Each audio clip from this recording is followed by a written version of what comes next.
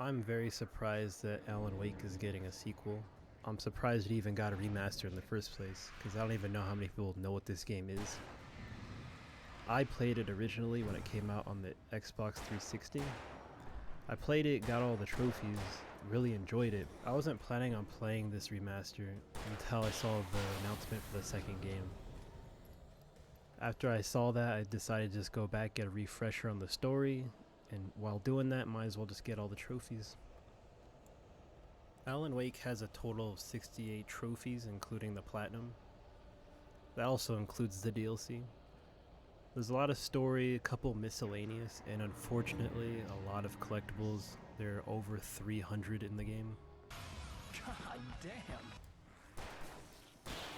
The plan for this Platinum journey is to play through the game first on easy difficulty, getting as many miscellaneous trophies as I can, get all the collectibles, then to play through both DLCs, getting all those trophies, then coming back and playing the game on Nightmare difficulty, and the last of the collectibles that are specific to that difficulty. Starting off in the first chapter, we get 2 story-related trophies. The first trophy unlocks when the game introduces you to your main weapon, the revolver.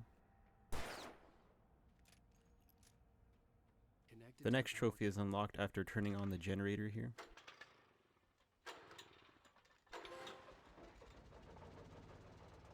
Further into the chapter, I get my first miscellaneous trophy for entering the Matrix.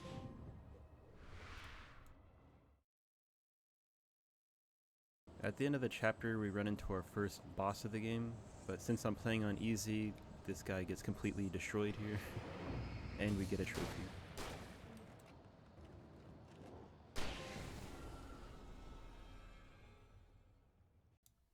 We get one more trophy for completing the first chapter. Previously on Alan Wake. I came to Bright Falls with my wife, Alice. Thank you. Early in chapter 2, we run into a boss fight. This guy did put up more of a challenge than the last guy though, and we earn our first trophy of the chapter.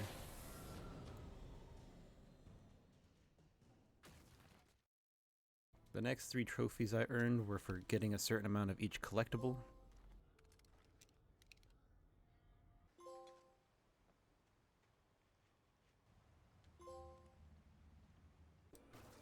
Towards the end of the chapter, you're in this really big open area and they give you cars to drive around in and lots of enemies.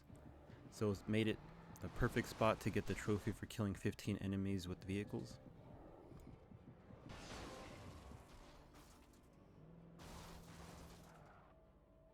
In this area of the game, to progress through the story, you have to kill all these birds that keep flying in at you.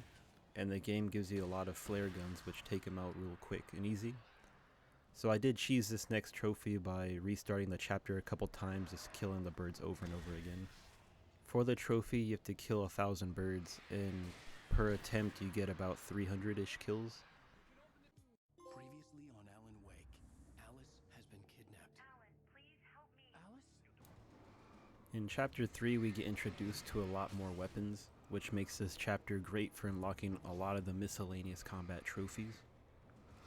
For this next trophy, I have to enter the Matrix one more time. At this point of the game takes away your firearms, so you're left with these flashbangs that instantly kill enemies. And we get a trophy after killing 50 enemies with them. And another trophy for collectibles after shooting down these cans. Even though I died, I got the trophy here for buying myself some time with the flare gun. For this trophy, I strategically had these enemies line up in front of me so I could get 2 kills with a single shot from the shotgun. Alan Wake has these optional bosses of these possessed vehicles, and for killing this one, you get a trophy.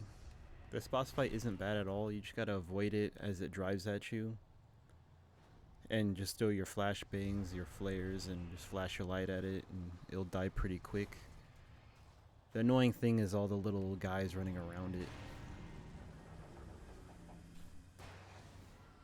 Throughout the game you encounter these really annoying possessed objects, and to kill them you have to flash your light at it or shoot it with the flare gun, and after killing 20 I get another trophy.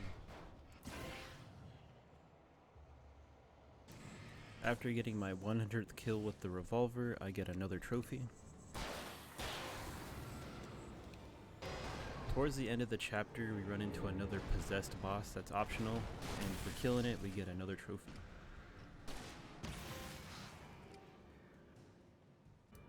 In this cave, I got ambushed by 4 enemies, which made it a great spot to kill 4 enemies with a single shot from the flare gun.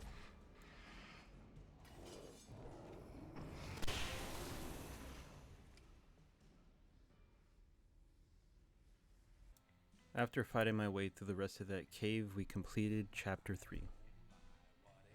Previously on Alan Wake, I'm hunted by the law. At the beginning of the chapter, I got a missable trophy for listening to these audio logs. Just after those audio logs, I get another trophy for watching this TV.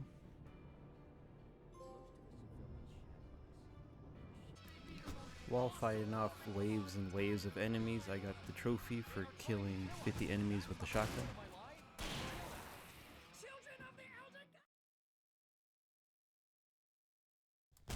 After surviving the onslaught of enemies, I get another trophy.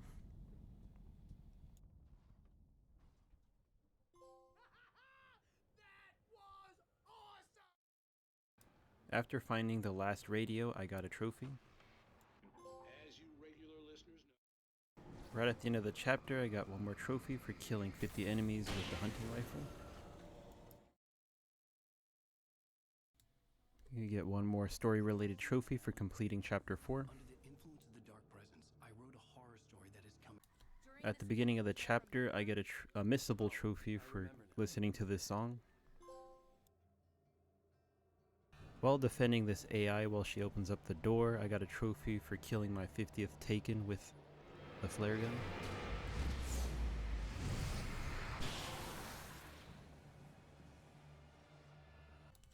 The way I got this trophy was actually pretty funny. The AI got it for me. To unlock the trophy, you have to indirectly kill 20 enemies. And because this AI killed that guy, I got the trophy. On this part of the story, the game takes away all your weapons and you're left with just the flashlight. And during this part, I got the trophy for replacing the battery 100 times. At the end of Chapter 5, you get a story-related trophy for hitting the switch. We are now done with Chapter 5 and moving on to the last chapter of the game. Previously on Alan Wake, I wrote a horror story that has come true. Thomas Zane did the same in the 70s. At this point of the game, we're picking up the last of the collectibles, so here's a little montage of them.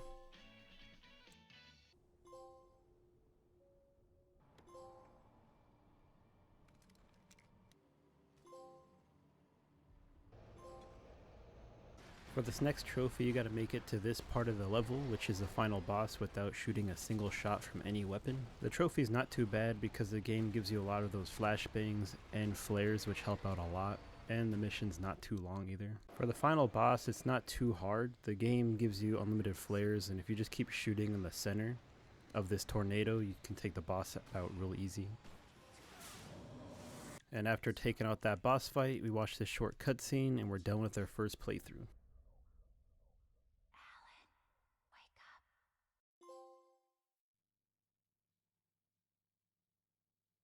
On my first playthrough, I did miss 2 trophies. The first one here is for completing this level within 30 minutes. Because of it, I was grabbing all the collectibles the first time around, it took a little bit longer than that. But since I was playing on easy, I just pretty much ran past most of the enemies in the level. I could see Cauldron Lake. I thought I could. The second trophy I missed was for completing this level without dying. The only reason why I didn't get it was because at the beginning of the level my first time through, I fell off the side of the building. Now that our first playthrough of the campaign is done, we're going to run through the DLCs. Both the DLCs pretty much just fill in some story that was left out in the main game. For the first trophy of this DLC, there's these furnaces down in this basement that have darkness around them, and if you take the darkness away, it'll shoot out flames. And you must do this to every single furnace down here to unlock the trophy.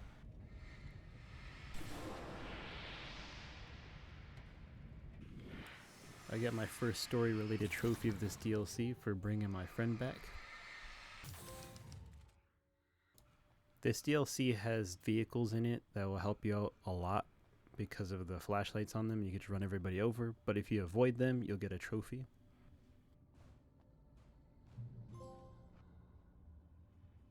This DLC has 2 collectibles in it. One is an alarm clock, and the other one is cardboard cutouts of all the characters in the game.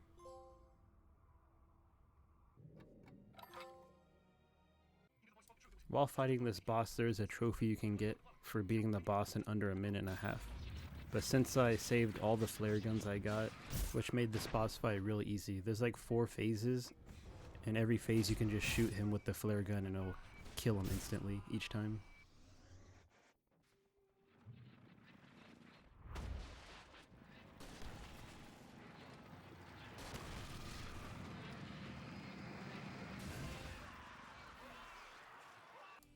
And after that extremely easy boss fight, I get 2 trophies, one for completing the DLC and the other one for completing the DLC without dying.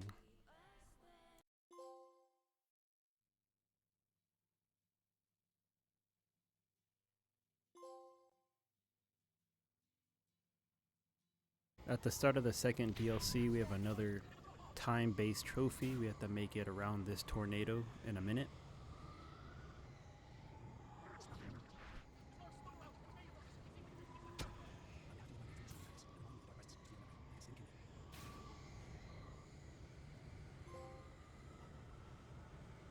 After running around a really weird moving maze level, we get another story-related trophy.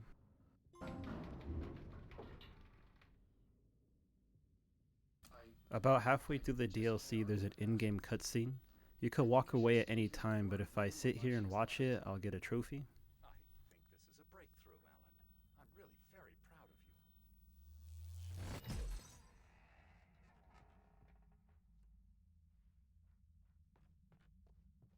It was nonsense. I knew I had saved her. I'd succeeded in that, and that was all that mattered. What I heard in there wasn't the truth.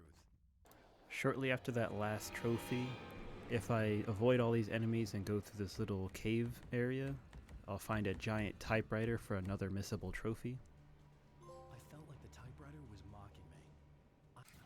There's a trophy tied to this area of the level where there's a lighthouse lighting up the area. You must make it through this entire part without shooting a bullet. It's not that bad, even though there's lots of enemies that come at you. I just had to use my flashlight to take the darkness away from these giant boulders. The boulders are blocking the light from getting to the area, and once it does, it just takes all the enemies out for you.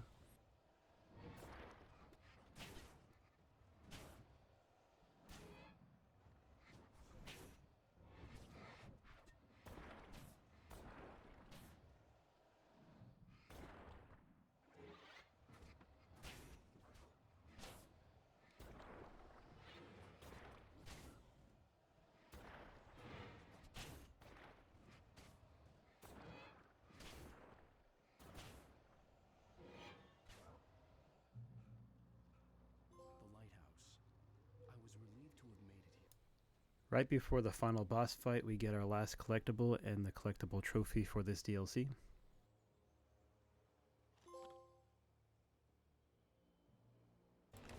Just like the last DLC, there is a trophy tied to the boss fight. In this boss fight, you must make it all the way through without your health getting below 25%.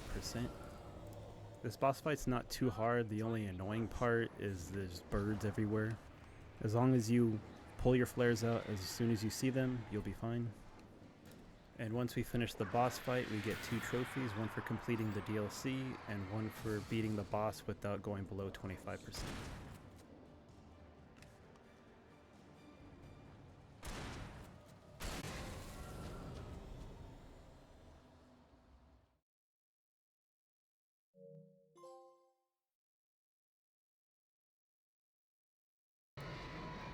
I did mess up a missable trophy in my first playthrough of the DLC. You have to beat the entire DLC without dying, and in the beginning of that tornado part, I jumped off on accident, so I had to go through one more time to get it done.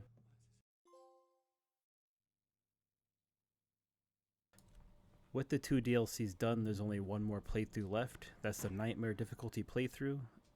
The only problem is I also got to get more collectibles specific to that difficulty, but there's only 15, so it's not that bad.